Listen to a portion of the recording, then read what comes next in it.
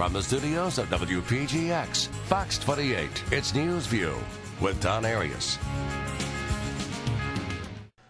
Welcome to NewsView. I'm Don Arias, and tonight we have syndicated columnist and genius, financial genius, Ron Hart.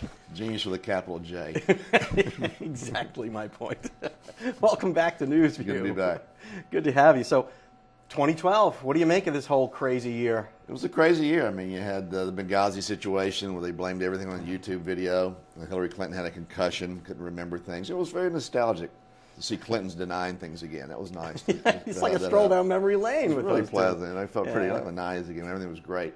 You had, I guess, John Kerry is all but going to take the chair. And that's only because Fred Gwynn wasn't available. They got the Rice woman. The senators got on Susan Rice. That was a Herman Munster reference, by the way. It was like whites on rice. They jumped on her, and so she basically demurred and stayed as UN ambassador. And then you got John Kerry, who is going to be our Secretary of State, who I guess their strategy is going to be to bore our enemies to death. Yeah, that's the idea. They were afraid to leave the seat open too long for fear that Clint Eastwood would yell at it, so they didn't want to keep it there terribly long. That was and pot got legalized in Colorado and Washington State, which I think is good as a libertarian. And two, it gives a strong shout out to states' rights. I mean, Obama wants to push gay marriages and things to the states' rights issue, which for most of us is a good thing. We'd like to control more of our destiny at the state level because we don't like what's going on at the federal level. Yeah, there's a little thing called the 10th Amendment out there, I think. Yeah,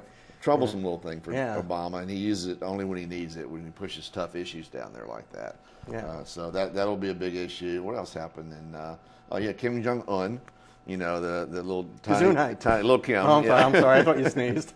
Kim Jong-un, his son. He was able to rise to the highest rank in the Korean military, which is like 5'2", I think.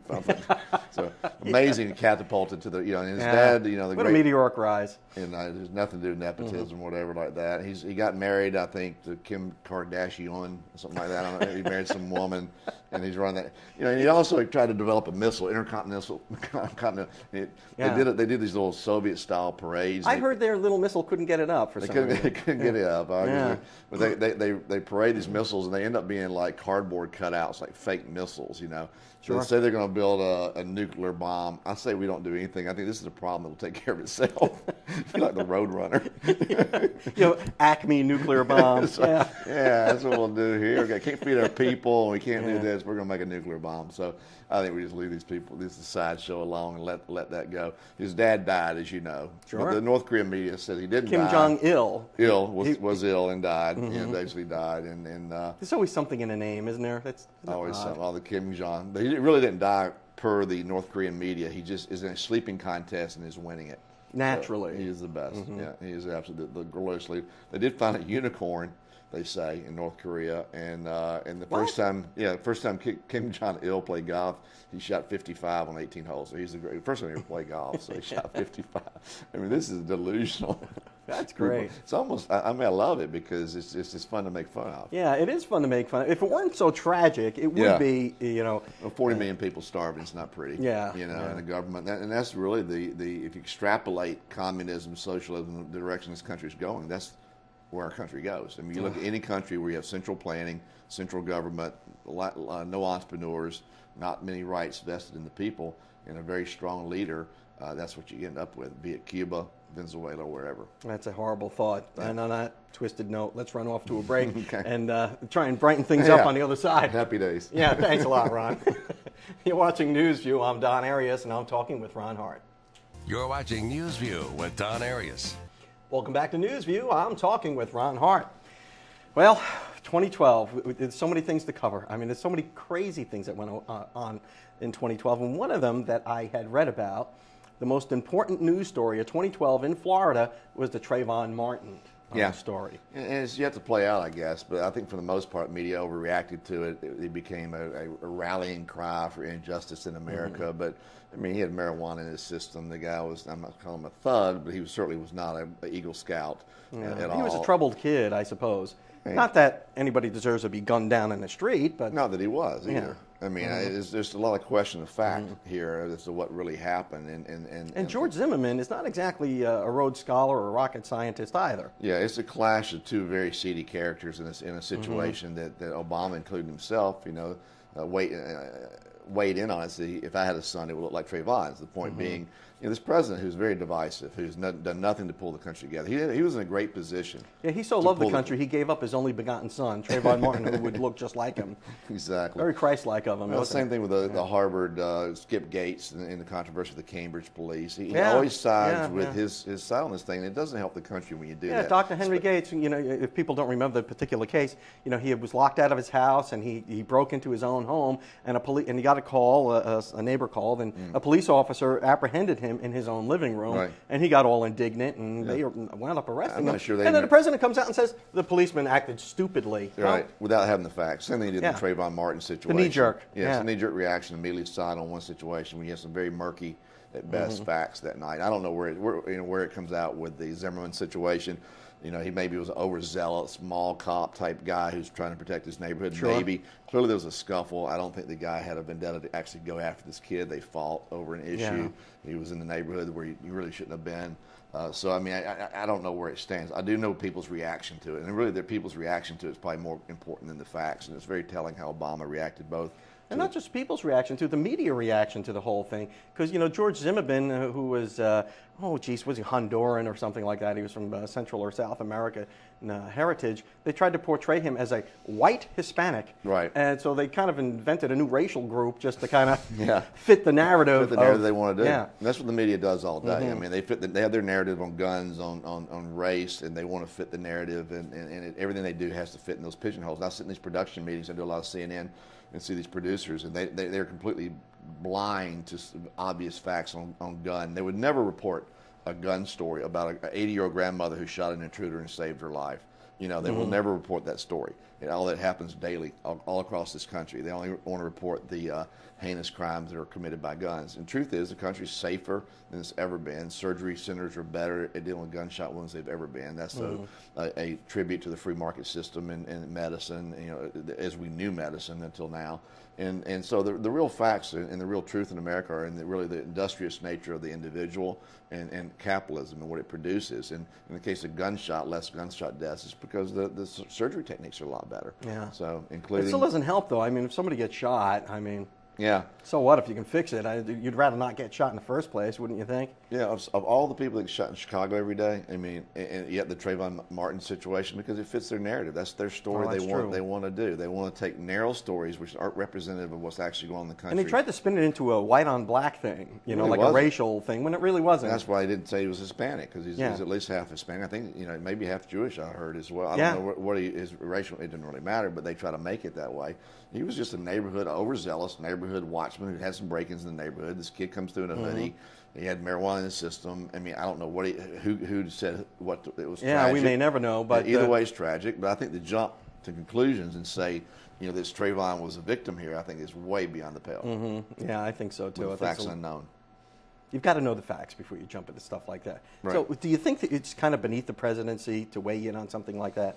Yeah, well, it's also, in a way, it's good because it reveals who he is. He's an angered man. And I don't know if you saw Obama 2016, but he has a grudge. I did see it. It was a scary movie. Yeah, he has a grudge against colonialism, which represents white males and the traditional American values. And he certainly harbors a lot of antipathy toward that.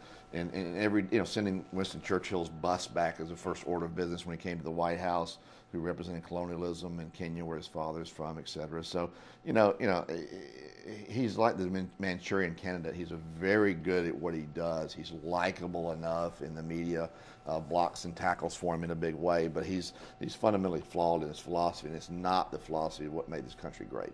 Well, we've got to run off to a break, but let's talk about his 100th round of golf on the other side of that. You're watching NewsView, and I'm talking with Ron Hart. You're watching NewsView with Don Arias. Welcome back to NewsView. I'm Don Arias, and I'm talking with Ron Hart. So, Ron, 100 rounds of golf. Is that like a milestone for the president? Man of the people, isn't he? Yeah. He played his 100th round of golf with a guy named Bobby Titcomb, who's a good friend of his in Hawaii. Bobby Titcomb. That's exactly his name. Gotta love that name. I'm making that up. Making it further a bit more intriguing is this guy was arrested for solicitation of prostitutions in Hawaii. This guy's arrested. You ever notice in some of these crime stories, the people's name is a lot like Close their to crime? Deal. Exactly. Yeah, Anthony crazy. Weiner. Yeah, exactly. Exactly how it works. It's fun, good for us that write like this. So Bobby Titcomb gets arrested for prostitution solicitation, but to me, it's a testament to his friendship for Obama. He's willing to undergo Secret Service training to be with the president. So, no, as a reference to the Colombian debacle. Exactly. Yes. So, look, he can do what he wants to do. I understand. Eisenhower's a great president. Played a lot of golf. I mean, that's not that big a deal. I mean, I play golf. It's not that big a deal, but it's kind of the irony of the arrogance. He tries to be a person of the Democrat Party, which is the party of the people, but he's probably the most aloof and arrogant president we've ever had. He's and so he likes all these type of things. He goes to Martha's Vineyard on vacation. His wife dresses like a Vineyard Vines catalog out of something out of Gap or whatever. And all these expensive vacations are getting a lot of press too. Not as Right. much as some people would like, but I mean, they are getting some press. When you spend $15 million on a Hawaiian vacation, that's like, hey, when do I get my $15 million Hawaiian And he vacation? came back after 2 days for the physical cliff. He flew across the country. How expensive is that to fly Air Force One Unbelievable. back from Hawaii after 2 days? To talk about financial matters where you're going to have frugality. Talk about the new austerity. Yeah, new austerity move. For everybody else. And you call this, we spoke about that earlier, we call the senators back to Washington on moment's notice, last minute airline ticket on Southwest or Delta or whatever to go home. American Airlines is just astronomical. Who would want to do that? They don't care. I mean, no one would plan their life that I way. flew my kid home from school over Thanksgiving, and we booked it a month out. And it was still like really expensive a month out over Thanksgiving because it's busy. And I was like, geez, I wish we would have planned this like 3 months out or 4 months out. Panama City's pretty expensive to fly in and out of right Yeah, now. it is. Southwest will help a little bit. The Air Tran and Southwest will help. But that's, Yeah, I like Southwest. Yeah, well, anytime the free market comes in, more options. I like them so consumer much, I wins. would love them to advertise on this show. Well, you Southwest. should. Anyway. Talking to you, Where's my Southwest. camera? Oh, here it is. I really love Southwest. Anyway. Go see them in Dallas. Yeah. They're good folks. Yeah. And they're just a lot of their stuff. If you have to cancel a reservation or change it, it Right. doesn't really cost you anything. Planes are nice. People are Yeah. nice. They seem like they enjoy working there. It's Yeah. a great business model, So I do like Southwest. I enjoy them. But in the meantime, here we go. We've got this president who's flying, jet setting all over the place. Right. We've got the fiscal cliff that's looming, which we talked about in previous shows. Right. And they used to call Nixon the imperial presidency. Right. All Do he you did was think- bowl on occasion. Yeah. Yeah. Obama does so. And again, he's part of the media elite. He's the elite part of the Democrat Party. They traffic in the poor. They talk about the poor. That's their shield against any criticism. But in reality, they're very elitist. And Republicans really aren't elitist. They're really more the Tea Party, average people who want their freedoms and to be left alone by Washington. They aren't really the elitists that they're painted. And they actually, the irony is that Obama is probably the most arrogant and he's a product of the affirmative action system. He's a product of colleges and universities where the liberals dominate.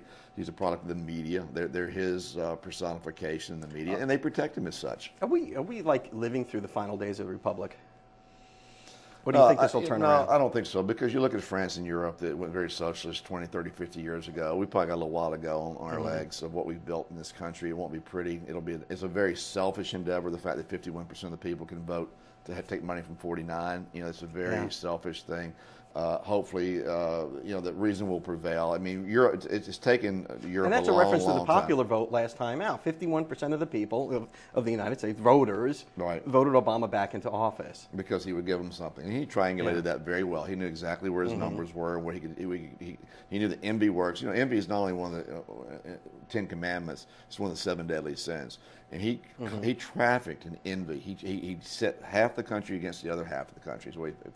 And coming from an African American who he didn't suffer through the 60s and 50s, but whose people did, half African American. Why would you take some of the country to go after a small set of the country? Quite honestly, the guy that knows that better than anybody else would be him. Is he African American? He's really African, and I think that's part of his appeal. His mom was white. I mean, his mom was white, so yeah, she's white American. His dad was African. True African, yeah. So he really doesn't have the real So American what does he know about the experience. suffering of African Americans? He went to private school in Hawaii. and he went right to Occidental College on what SAT we don't know what he got into. Then he gets to Columbia. Yeah, he gets to Columbia and Ivy League school on what SAT we don't know. He spent some of his formative years in Indonesia. So. Right, early on in Indonesia. Yeah. So he's not the American dream, although they've painted it otherwise. Yeah. He ate. Not exactly a log cabin in Illinois. No, this is not a Horatio Alger story. This is the product of the academia and America. And look, he's no Rosa Parks. I mean, these people are to be revered, Dr. King, et cetera. These set the tone for people like him. He is a overreaction to affirm, basically affirmative action, which is a payback.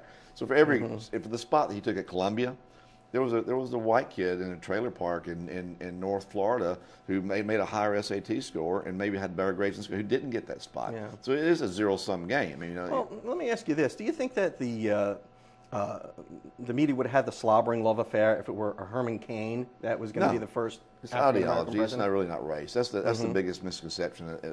Race really, my view is, and people just bristle at this, is race is not that big a deal anymore. It's really ideology. So that's the reason they go after Allen, the guy in South Carolina, Tim Scott. They'll go after him. They go after Marco Rubio. They go after Herman Cain or any Colin Powell at one time. The media just coalesces around this notion. Get him because he's broken rank with the African American community and the Democrats. Yeah, I think they take a lot for granted, the Democrats. Right. And I think once things, and I really truly believe this, and it's sad to say, I think things are going to get a lot worse before they get better. And once things get really bad and everybody starts to hurt equally, not just, punishing the rich isn't really going to, solve our problems. Things are going to turn. Right. I hope they will. I don't know, but things will turn. It'll take a cataclysmic event, a major human event. It'll be a debt crisis, and we won't be able to float our debt. Inflation will be rampant. There'll be a situation that they'll eventually run him out. He'll blame the predecessors, but it will really be him. He inherited 11. Will people realize that, though? I mean, if you traffic in demagoguery, will people realize it's really his fault? Probably not, because the media will amplify whatever he says, and they're an echo chamber for whatever Obama says, whatever narrative he sets forth. Right now, the fiscal cliff, he's blaming. He goes to the microphone and blames the other side. He doesn't offer resolution. He doesn't offer any insight or vision. He blames the other side. That's his go-to reaction is not to take blame for things because he's above it all. Like recently on Meet the Press, he was blaming the Republicans before the fiscal cliff failed, and when he should have been in negotiations with the Senate leadership, he was actually on Meet the Press. So he took time away from negotiations to get on Meet the Press to blame the and he scares people because he thinks Republicans are going to take from them. I think the Republicans need to stand firm. That's what they're elected to do. The bills originate in the House, and it'll be a big election in 2 years to make sure they maintain the House. If we lose the House, and he has all three branches of government, that's when you maybe have the end of the society. But you look at the history, Greek and the great societies of all time. They don't last over 250 years usually. Yeah, because people realize they can 51% can kind of take from 49% and 49% leave. Yeah, and the Romans knew that, and that's what happened to the Romans, quite honestly. Yeah. It meant less and less over time to be Roman, just as it's meaning less and less over time to be American. Right, and the core values, the Sodom and Gomorrah type of mindset of countries, there's a decay of moral values, there's a decay of self-worth and initiative in individuals. It's more of a societal thing. You rely on government for more and more, and it decays and runs away from you at the end of the day. It's the reason the Soviet Union never lasted. Yeah, maybe we can turn this around somehow on the other side of this break. You're watching NewsView, and I'm talking with Ron Hart. We now return to NewsView. Here again, Don Arias.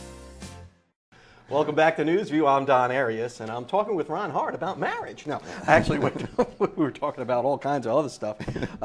Piers Morgan getting deported. I'm all for it. What do you think? Get him out of here. I mean, he's an arrogant European, Englishman. I think, I don't know who would take him if he ever deported him. He'd probably look at the Patriot Act or deportation, the DREAM Act, where he can go. But he comes over here with his arrogance. It's a part of CNN and their whole model. I think they need to get. Larry King was likable. You really never knew his politics. He'd be on the air. He just half phoned it in. I know. I mean, they would open sarcophagus once a month, and every night. And out comes Larry King. Roll him up. And it was great. great. Big Kansas, where are you on the air? Love that stuff. He had 20 wives that kept him fresh. He was perfect. I miss Larry in that time spot. He got married like 8 times. If he stays healthy, he can beat Liz Taylor's record if he stays healthy of total marriages. Good luck for him. Yeah, I think he can do that. He'll have to do a little, what is it, Viagra roulette? Yeah, maybe so. That's a terrible story. That's another thing. Yeah, I read recently, and what do you make of this, is that when President Obama was first inaugurated back in 2009, you could not get a hotel room in Washington, D.C. Right. And now here we are 4 years later, plenty of hotel rooms available. Yeah. Is the bloom off the rose, or is the tells novelty you, over? Or? It tells you he's a lame duck president, so the money's been spent on him. He's bought and paid for the next 4 years, so no one wants to pay for the money. And then also the people, this great groundswell of Americans who love him, it shows it's not the case. I mean, he was having a hard time filling stadiums toward the end. The Democrat National Convention, in Charlotte, they were supposed to have the Charlotte Motor Speedway. They were going to have the they Panther downsized, Stadium. didn't they? They ended up having like a conference call at a hotel out Holiday Inn on the expressway. I mean, it's like it kept getting smaller and smaller venues. Yeah. He can't play the big rooms anymore because people are tired of this stuff. He said nothing new in 4 years. Yeah. I mean, he has no new ideas. He's a good speaker, but he says nothing. If you took Cliff Notes as to what he says, you wouldn't have anything substantive. Ron Hart, syndicated columnist. We're running out of time here, but if people want to read your stuff, where can they go? Panama City News Herald, Walton Sun, Destin Log. It's all through the Panhandle. Some great papers. Bay Bullet has it as well, and then 55 papers nationwide. L.A., Orange County Register, all the way around. Google Ron Hart, you get everything. Oh, let's do that. And also find NewsView on Facebook and on Twitter. You've been watching NewsView. I'm Don Arias.